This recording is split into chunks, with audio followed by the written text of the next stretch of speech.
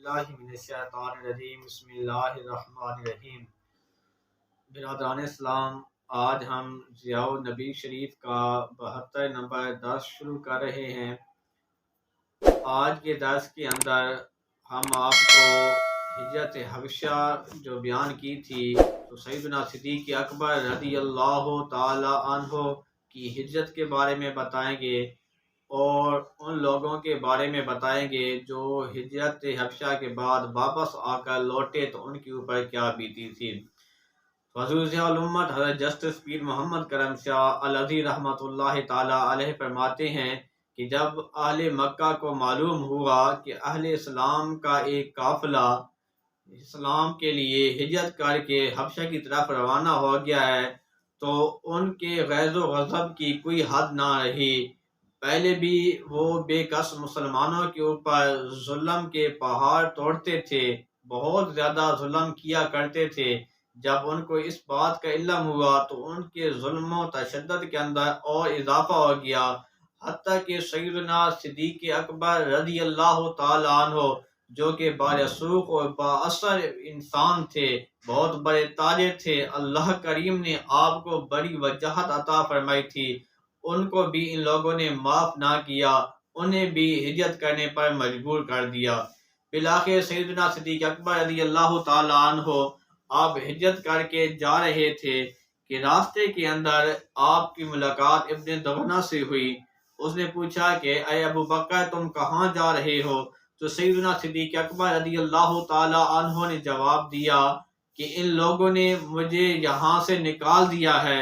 میرا جینا محال کر دیا ہے۔ تو برادران اسلام، تو اس نے بڑا خوبصورت جواب دیا۔ تو سیدنا صدیق اکبر رضی اللہ تعالی عنہ نے جب اس کو فرمایا کہ میں اب ایسی جگہ پر جا رہا ہوں جہاں میں سیر و سیاحت بھی کروں گا اور اپنے رب کی عبادت کیا کروں گا، تو اس نے کہا کہ مثلو کا یا ابا بکر لا یخرجو لا یخرجو، وہ کہنے لگا اے ابو بکر تیرے جیسے آدمی کو نہیں نکالا جائے، نہیں نکالنا چاہیے۔ پھر آپ کے خصائل حمیدہ کا ذکر کرتے ہوئے ابن دغنہ نے کہا کہ انک تکسب المعدوم وتصل الرحم وتحمل الکل وتقری الضیف وتعین علی نوائب الحق فانا لک جار ورجع واعبد ربک ببلدک۔ کہنے لگا اے ابو بکر آپ تو مفلس اور نادار کے لیے مال کماتے ہیں، صلہ رحمی کرتے ہیں، لوگوں کا بوجھ اٹھاتے ہیں، مہمان نوازی کرتے ہیں، اور جو لوگ کسی مصیبت پہ مبتلا ہو جائیں آپ ان کی مدد کیا کرتے ہیں۔ میں آپ کو پناہ دیتا ہوں، آپ اپنے شہر کے اندر واپس لوٹ جائیں اور وہاں جا کر اپنے علاقے کے اندر اپنے رب کی عبادت کیا کریں۔ برادران اسلام، چنانچہ ابن دغنہ آپ کو لے کر مکہ کے اندر آیا اور تمام مکہ کے سرداروں کے پاس گیا اور جا کر کہا کہ میں نے ابو بکر کو پناہ دی ہے، اب ابو بکر کو کوئی آدمی کچھ نہ کہے، وہ اپنے گھر کے اندر رہے گا۔ تو ذات محترم انہوں نے کہا ہاں ہم ایک شرط کے اندر ابو بکر کو یہاں رہنے کی اور عبادت کرنے کی اجازت دے سکتے ہیں۔ انہوں نے کہا وہ کون سی شرط ہے؟ انہوں نے کہا کہ اگر آپ اس کو اپنی پناہ دیتے ہو، پناہ میں دیتے ہو، تو ہم یہ چاہتے ہیں کہ یہ رہے اپنے گھر کے اندر، اپنے گھر کے اندر جتنی چاہے رب کی عبادت کرے، جتنا چاہے قرآن کریم پڑھے، تلاوت کرے، نماز ادا کرے، ہم اس کو منع نہ کریں گے، لیکن بلند آواز سے ہی قرآن کریم کی تلاوت نہ کرے، بلند آواز سے قرات نہ کرے، کیونکہ ایسا نہ ہو کہ ہمارے بچے اور ہماری عورتیں ان کی آواز کے جادو کے اثر سے اپنے دین کو نہ چھوڑ دیں۔ برادران اسلام، چنانچہ اس معاہدہ طے ہوا، اس معاہدہ کے اوپر آپ کو پناہ دی گئی۔ تو سیدنا صدیق اکبر رضی اللہ تعالی عنہ شروع کے اندر اپنے گھر کے اندر عبادت کیا کرتے تھے، قرآن کریم کی تلاوت کیا کرتے تھے۔ پھر آپ نے سوچا ایک کام کرتا ہوں، آپ نے اپنے گھر کے اندر ایک چھوٹی سی مسجد بنا لی، اس مسجد میں بیٹھ کر اللہ کی عبادت کیا کرتے تھے، قرآن کریم کی تلاوت کیا کرتے تھے۔ جب قرآن کریم کی تلاوت کرتے اللہ نے آپ کو بہت زیادہ خوبصورت آواز عطا فرمائی تھی، آپ کی آواز کے اندر بہت زیادہ اثر تھا۔ تو برادران اسلام، اس وقت جب آپ اللہ کی تلاوت کر کے قرآن کریم کی روتے تھے، لوگ کھچا کھچ وہاں آ کر آپ کی آواز کی طرف آتے تھے۔ جب کفار مکہ نے یہ دیکھا تو وہ ابن دغنہ کے پاس گئے، جا کر کہنے لگے کہ ابو بکر نے آپ کی جو ہے وہ اس سے ہٹ گئے ہیں، اب وہ لوگوں کو اس طرح تلاوت سنا رہے ہیں، اپنے گھر کے اندر انہوں نے قرآن کریم کی تلاوت کرتے ہیں، مسجد بنا لی ہے۔ ذات محترم جب ایسا ہوا تو ابن دغنہ حضرت سیدنا صدیق اکبر رضی اللہ تعالیٰ عنہ کے پاس گئے اور جا کر کہنے لگے کہ میں نے تمہیں پناہ دی تھی، اگر تمہارے کوئی لوگ کچھ کہتے ہیں تو میری ذات کے اوپر حرف آتا ہے، وہ لوگ کہیں گے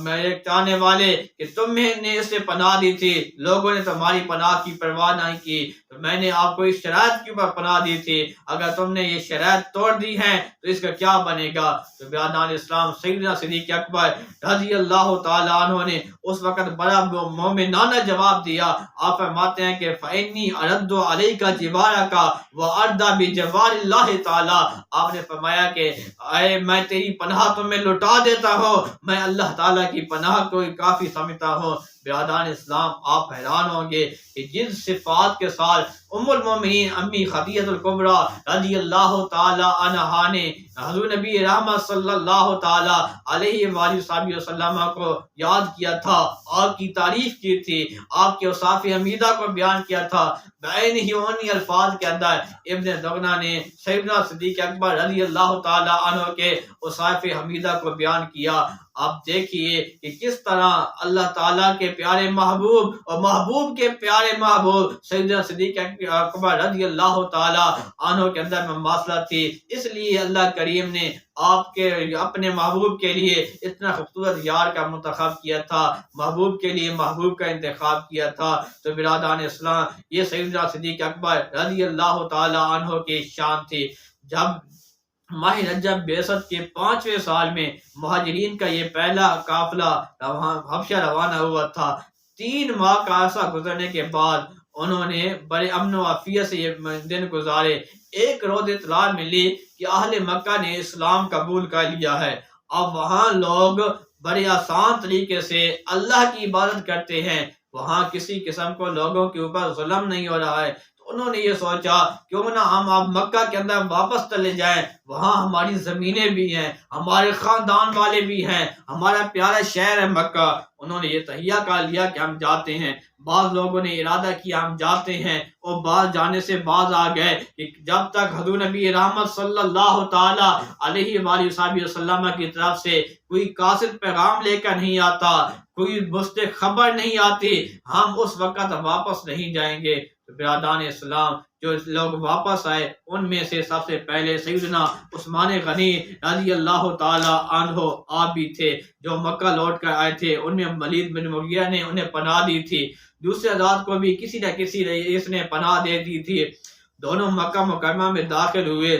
عبداللہ بن مسعود کو کسی نے پناہ نہ دی، اب بغیر کسی پناہ کے مکہ واپس آ گئے، قلیل ایسا یہاں قیام کیا، پھر حبشہ چلے گئے۔ حضرت عثمان بن مظعون رضی اللہ تعالی عنہ کو ولید بن مغیرہ نے پناہ دی تھی، آپ امن و سکون کے ساتھ وہاں اللہ کی عبادت کیا کرتے تھے، اپنے دن گزار رہے تھے، آپ کو کچھ نہیں کوئی کہتا تھا، لیکن آپ دیکھتے تھے کہ ان کے دوسرے دینی بھائیوں کے اوپر بے شمار ظلم کیے جا رہے ہیں، لوگ ان کے سکون کو لوگوں نے تباہ کر کے رکھ دیا ہے، ان کو لوگ خون بہاتے ہیں، ظلم و تشدد کرتے ہیں۔ پھر آپ کو یہ بات پسند نہیں آئی، آپ نے کہا کہ اے عثمان یہ کیسے ہو سکتا ہے کہ تم ایک کفار کی پناہ کے اندر رہ کر عبادت کرو اور تمہارے بھائیوں کے اوپر اتنا زیادہ ظلم کیا جائے؟ تو آپ نے اسی وقت ولید بن مغیرہ کو اس کی پناہ واپس لوٹا دی، کہا کہ میں تمہیں تمہاری پناہ واپس لوٹاتا ہوں، میرے لیے میرے رب کی پناہ ہی کافی ہے۔ تو ولید بن مغیرہ کہنے لگے اے عثمان بات کیا ہے،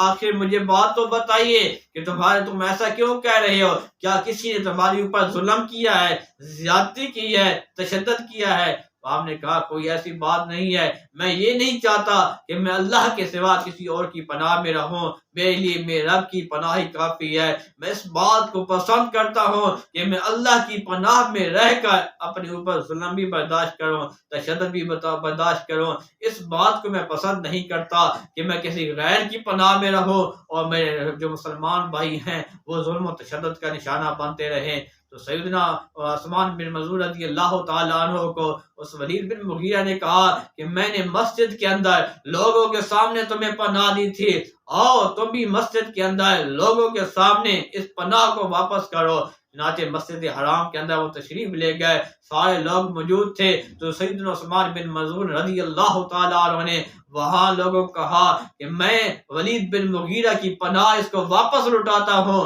اور میں اپنے رب کی پناہ میں اپنے آپ کو دیتا ہوں۔ تو برادران اسلام، سیدنا عثمان بن مظعون رضی اللہ تعالیٰ عنہ نے وہ پناہ واپس لوٹا دی۔ برادران اسلام، اس وقت پھر بھی سیدنا عثمان بن مظعون رضی اللہ تعالیٰ عنہ نے یہ اعلان بھی ساتھ فرمایا کہ صدقہ وجدتہ وفیا کریم الجوار ولکنی احببت ان لا استجیر بغیر اللہ عز وجل وقد رددت علیہ جوارہ۔ اس نے کہا کہ اس نے اپنے وعدہ کو نبھایا، میں نے اس کو وعدہ پورا کرنے والا پایا، باعزت طور پر بغیر پناہ دینے والا پایا، لیکن میں اس بات کو پسند نہیں کرتا کہ میں اللہ تعالیٰ کے سوا کسی اور کی پناہ میں زندگی گزاروں، اس لیے میں نے اس کی پناہ واپس لوٹا دی۔ برادران اسلام، وہاں سے حضرت عثمان اور لبید بن ربیعہ جو کہ ایک شاعر تھے، اکٹھے چل کر قریش کی ایک محفل میں لبید نے یہ مصرع پڑھا، الا کل شیء ما خلی اللہ باطل، کہ یعنی بے شک ہر چیز اللہ تعالیٰ کے سوا فنا ہونے والی ہے۔ تو سیدنا عثمان بن مظعون نے فرمایا کہ تو نے سچ کہا ہے، ٹھیک کہا ہے۔ پھر اس نے کہا کل نعیم لا محالۃ زائل،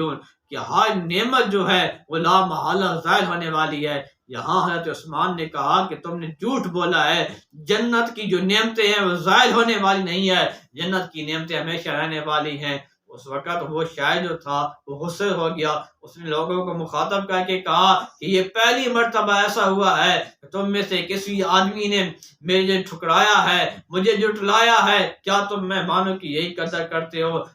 ان کے گفتگو کے اندر آپس میں تبادلہ ہونے لگا، حضرت عثمان رضی اللہ تعالیٰ عنہ اور تلخ ہوتے چلے گئے، یہاں تک کہ لبید نے آپ کو مکہ مارا، آپ کی آنکھ پھوڑ دی۔ تو برادران اسلام، اس وقت ولید بن مغیرہ بھی وہاں موجود تھا، انہوں نے کہا کہ اے عثمان، تم دیکھتے ہو کہ جب میری پناہ کے اندر تم تھے تمہارے اوپر کوئی ہاتھ نہیں اٹھاتا تھا، تمہیں کوئی کچھ نہیں کہتا تھا، اگر آج بھی تم چاہو تو میری پناہ میں آ جاؤ تو میں اپنی پناہ دوں گا، تمہیں کوئی کچھ نہیں کہے گا۔ تو برادران اسلام، اس وقت حضرت عثمان رضی اللہ تعالیٰ عنہ نے فرمایا کہ میں تمہاری پناہ میں نہیں آتا، میں اپنی رب کی پناہ میں رہنا چاہتا ہوں، اگر اپنے رب کی عبادت کی خاطر اس کی پناہ میں رہتے ہوئے میری دوسری آنکھ بھی چلی جائے تو یہ میرے لیے بہت بڑا انعام ہوگا۔ تو برادران اسلام، یہ تھے اللہ کے بندے کہ جب وہ اللہ کی بارگاہ میں آتے تھے اپنی جان کی پرواہ نہیں کیا کرتے تھے، اپنے مال کی پرواہ نہیں کیا کرتے تھے،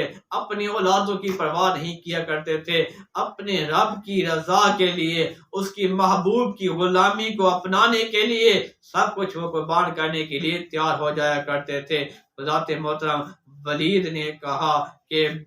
میرے بھتیجے، اگر تم آپ بھی آنا چاہو تو آ سکتے ہو، لیکن آپ نے پھر بھی اس کی پناہ کو لوٹا دیا۔ تو برادران اسلام، اللہ کریم کی بارگاہ میں دعا ہے کہ خلاق عالم جس طرح ان لوگوں کو اللہ کریم نے ثابت قدمی کا جذبہ عطا فرمایا تھا اسلام کے اوپر شدت سے کاربند رہنے کی، اللہ کریم نے توفیق عطا فرمائی تھی، اللہ تعالی ہمیں بھی ایسی توفیق عطا فرمائے۔ وآخر دعوانا الحمدللہ رب العالمین۔